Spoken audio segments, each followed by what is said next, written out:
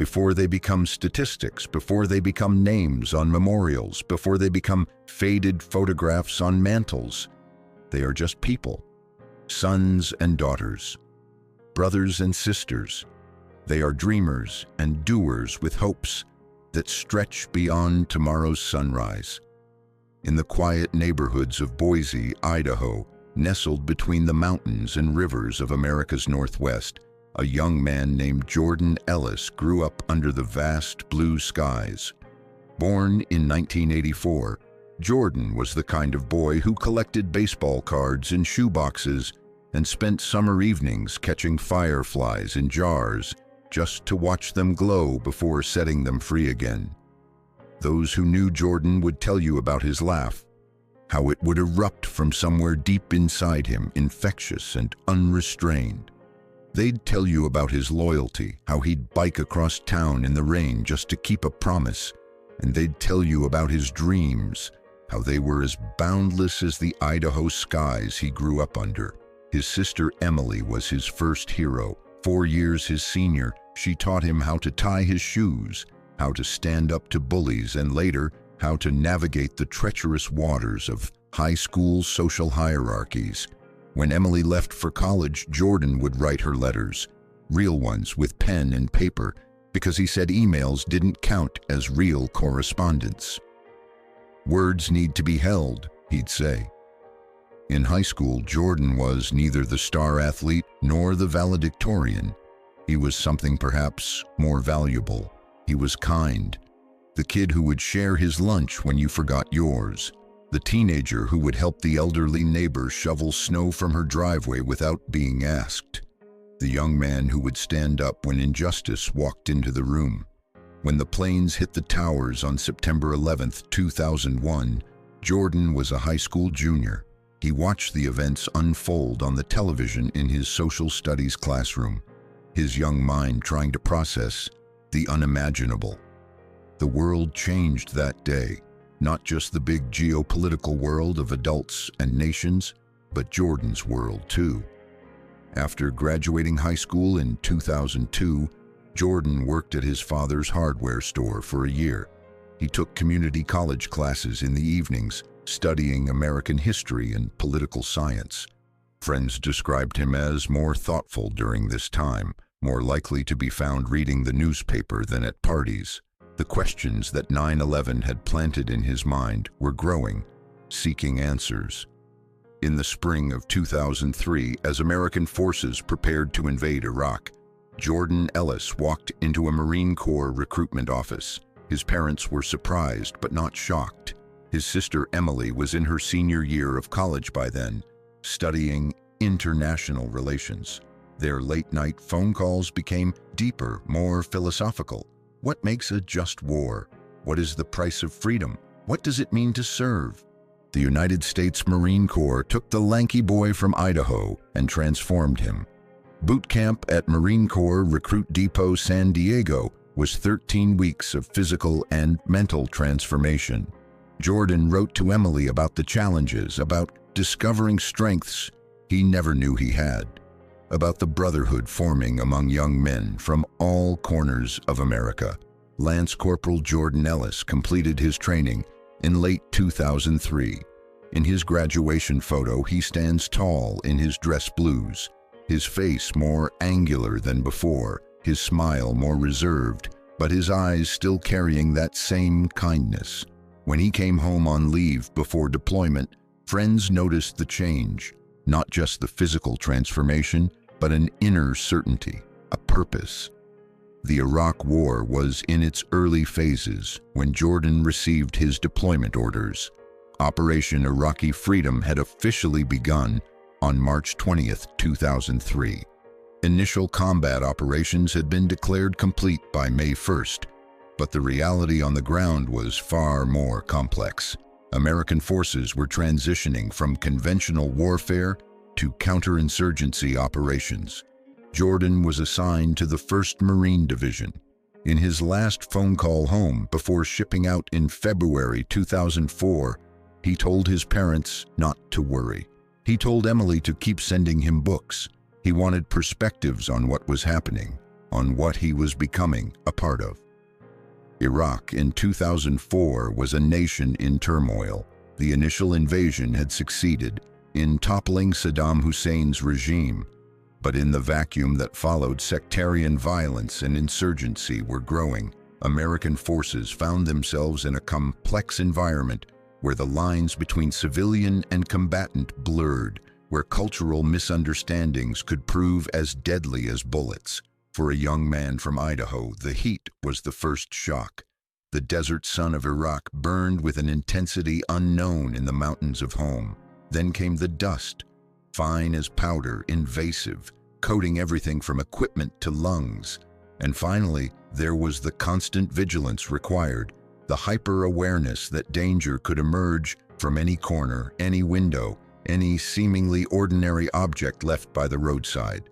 Jordan's unit was stationed near Najaf, a holy city for Shia Muslims, home to the Imam Ali Shrine. The geopolitical and religious complexities of the region would have been theoretical concepts in a college classroom back home. Here, they were lived realities with life or death consequences. In his letters home, Jordan wrote about the Iraqi children who would follow their patrols, asking for candy and pens. He wrote about the elderly man who invited him for tea, communicating more through gestures and smiles than through their few shared words. He wrote about the beauty of the desert sunrise, how the world seemed peaceful in those brief moments before the day's heat and tensions rose. What Jordan could not fully convey in those letters was the growing insurgency. The spring of 2004 saw increasing resistance to the American presence. The Mahdi Army, a Shia militia led by cleric Muqtada al-Sadr, began actively opposing coalition forces. Najaf, with its religious significance, became a focal point for this resistance. By August 2004, full-scale fighting had erupted in Najaf.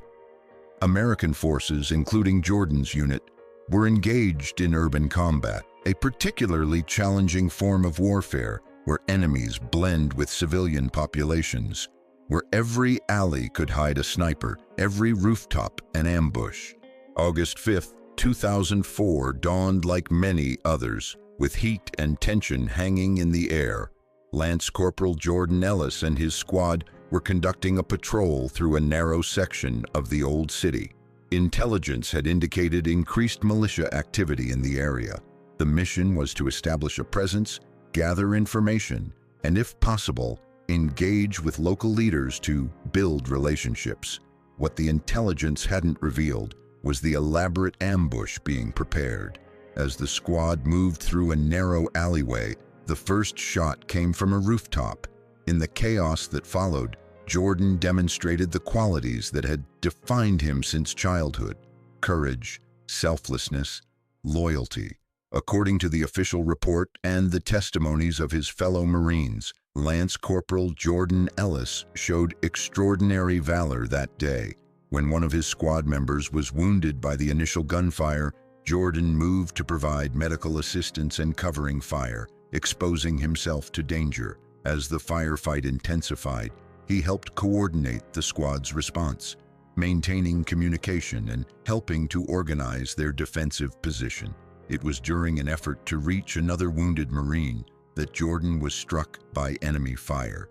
Despite immediate medical attention from his squad's corpsman, Lance Corporal Jordan Ellis died of his wounds on August 5, 2004 in Najaf, Iraq. He was 20 years old.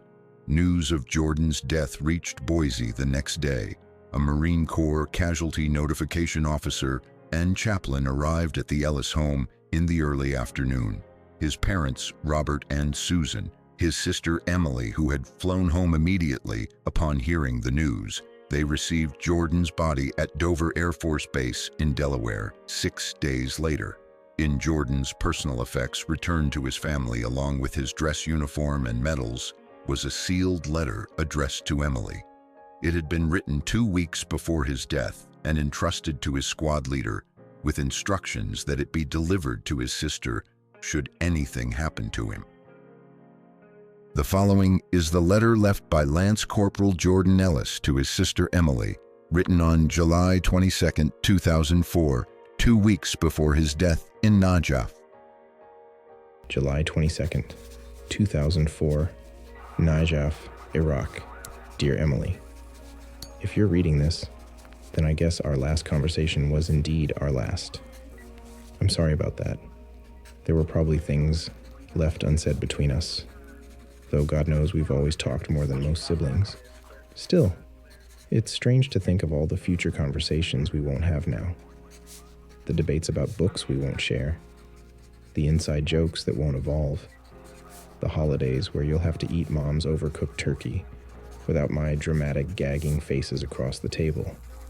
I'm writing this from the base at night. It's quiet now, or as quiet as it gets here. The generators are humming. Someone a few cots over is snoring, like their life depends on it. Outside, the desert night is actually beautiful. The stars here, they're something else. Without all the light pollution we have back home, the sky just erupts with them.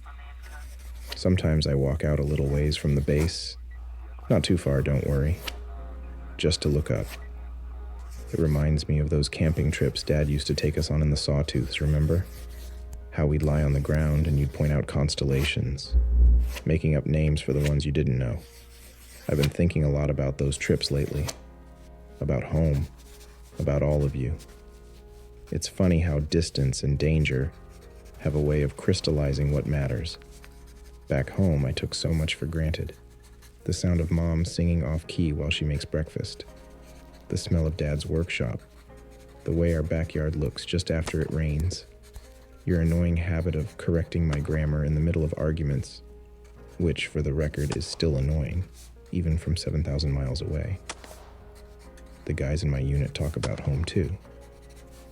Martinez has a 2-year-old daughter he's only seen in person for 3 months of her life. Wilkinson is missing his senior year of college.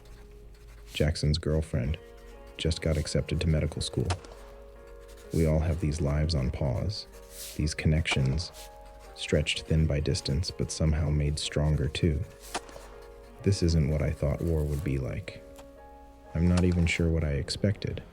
Maybe something more like the movies, clear heroes and villains, dramatic music in the background. But it's not like that at all. It's confusing and contradictory. Some days we hand out candy to kids, help set up medical clinics, share meals with locals who welcome us into their homes. Other days we're taking fire from those same neighborhoods, attending memorial services for friends, trying to understand an anger directed at us that seems both personal and completely abstract. Do you remember that paper I wrote for Mrs. Harrington's class in 11th grade about just and unjust wars? I got a B+ and thought I was so profound. I wish I could go back and tell that kid how little he understood, how complex the reality is. There's nothing academic about any of this when you're living it. I don't regret being here though, Em. I need you to understand that. Whatever happens, whatever has happened if you're reading this, I chose this path. I believe in what we're trying to do, even when it's hard, even when it seems impossible. These people deserve a chance at the kind of life we take for granted back home. Whether we're going about it the right way, that's the complicated part, the part I struggle with sometimes. The other night we were on patrol, and a little girl, couldn't have been more than 5 or 6, ran up to me. She had these big brown eyes, reminded me of cousin Sarah when she was little. She handed me a small stone, just a regular rock really, but she'd painted a tiny flower on it. Just gave it to me and ran away giggling. I keep that rock in my pocket now. On the hard days, I hold on to it. It reminds me that in the middle of all this chaos and complexity, there are still simple human connections that matter. I'm getting philosophical here, aren't I? You always said I was the dreamer in the family. You were the practical one, feet on the ground, eyes on the horizon. I admired that about you, still do. Your ability to see the world clearly, but not become cynical. To believe in change while understanding its limits. If I have one regret, it's that I won't get to see what you do with your life, Em. You're going to change the world, not in the dramatic ways we talked about as kids, maybe, but in the real ways that matter, through kindness, through understanding, through that stubborn refusal to accept injustice that you've had since you were little. Remember when you organized that protest in middle school because they were going to cut down the old oak tree to expand the parking lot? 12 years old and already changing minds. That tree's probably still standing because of you. There's so much more I want to say about Mom and Dad. Take care of them, but I know you will. About that guy you were dating when I left, if he's still around. He better be treating you right, or I'll haunt him. Only half joking. About the future. Live it fully, Em. For both of us now. I want to tell you not to be sad, but that would be stupid. Be sad. Be angry. Be whatever you need to be. Just don't stay there. I had 20 years. In some ways, that's not much. In others, it's more than many get. I saw the mountains of Idaho and the deserts of Iraq. I loved our family and my friends. I believed in something and tried to serve it. Not a bad legacy, when you think about it. The stars are still out there, Em. When you look at them, think of me. Think of all the generations before us who looked up at those same lights. Think of the generations to come who will do the same. There's comfort in that continuity, I think. I've got to go now. Early patrol tomorrow. Williams is giving me that look that means it's time to shut up and sleep. He's right, as usual. I love you, big sister. I always have. Take that love and pass it on. That's how I'll stick around, in the ripples that move outward from the lives I've touched. Your life especially. Until the stars go out. Jordan P.S. I left something for you in the bottom drawer of my desk at home, under the old yearbooks. Nothing fancy, just something I thought you should have. And yes, I'm being deliberately mysterious to drive you crazy one last time. Some brotherly habits die hard.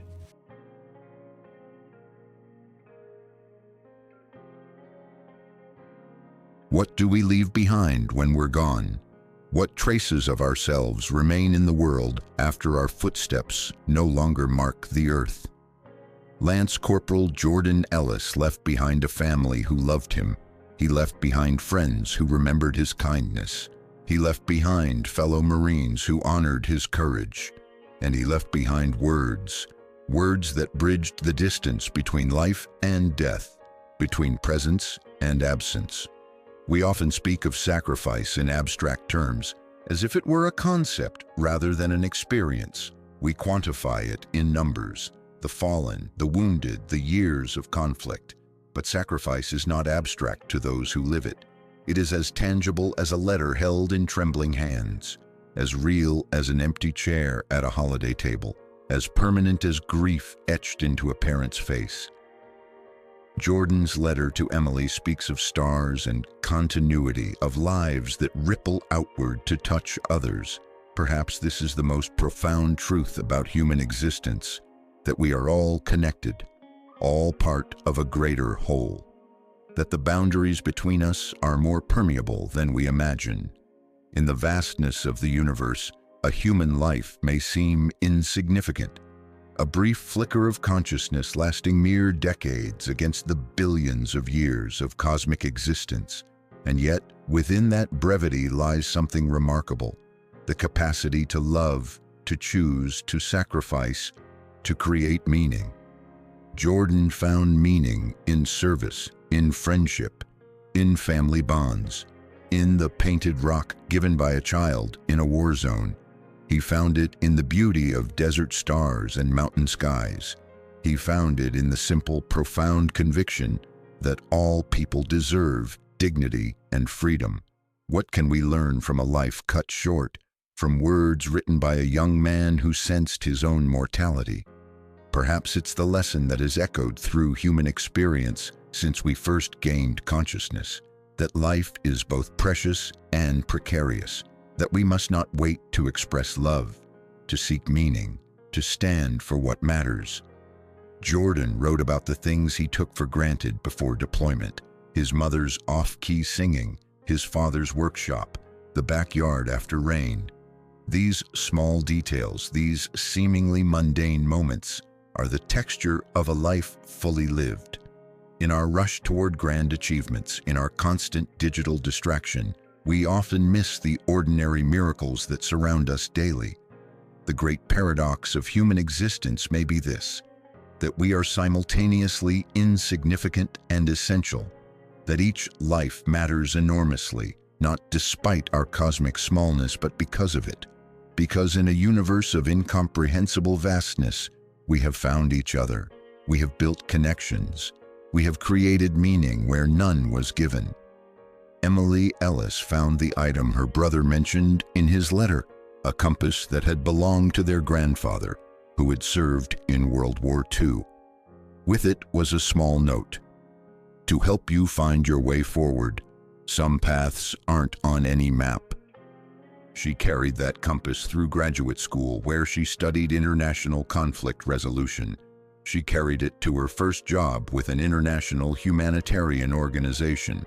She carries it still, now as a professor, teaching new generations about the complexities of war and peace, about the human costs of conflict, about the possibilities for reconciliation.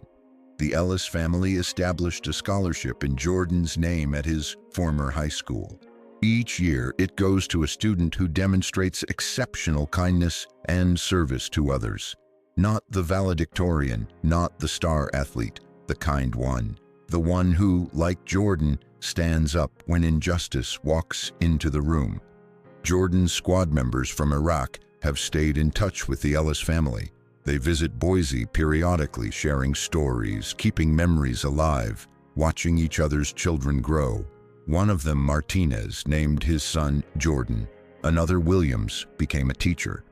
At the beginning of each school year, he tells his students about a friend he once had, a young man from Idaho who saw beauty in desert stars. We cannot know what Jordan Ellis might have become had he lived, what career he might have pursued, what family he might have raised, what contributions he might have made. That future was taken from him, from those who loved him, from all of us.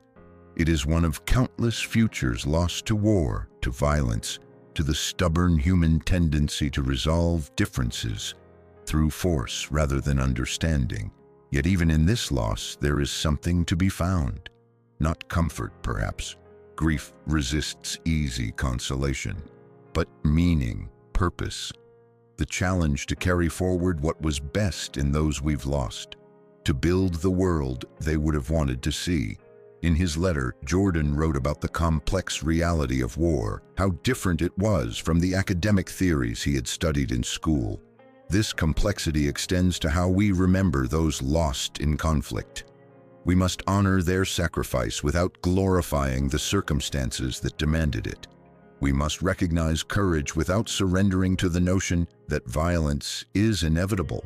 We must mourn individuals while questioning the systems that place them in harm's way. Jordan's story is singular. His personality, his relationships, his choices were uniquely his own. And yet, his story is also universal. Throughout human history, in every corner of the world, young people have gone to war. They have written letters home. They have looked up at stars and contemplated their place in the universe. They have carried small painted rocks as talismans against darkness. What then can we take from Jordan's life and death? From the words he left behind? Perhaps it is this: that we must love more openly, listen more carefully, notice the beauty that surrounds us, even in difficult places, stand up for what matters, create ripples of kindness that extend beyond our limited time here. Emily keeps her brother's letter in a wooden box on her desk. The paper has softened with handling over the years. Sometimes she reads it to her students, anonymizing the details, using it to illustrate the human dimension of abstract geopolitical conflicts. Sometimes she reads it alone on his birthday or on the anniversary of his death. The words remain the same, but their meaning evolves as she changes, as the world changes around her. The true memorial for those we've lost isn't carved in stone. It exists in how we live our lives in response to their absence, in how we carry their best qualities forward, in how we work to create a world where fewer letters like Jordan's need to be written. Lance Corporal Jordan Ellis from Boise, Idaho was more than a statistic, more than a name on a memorial wall.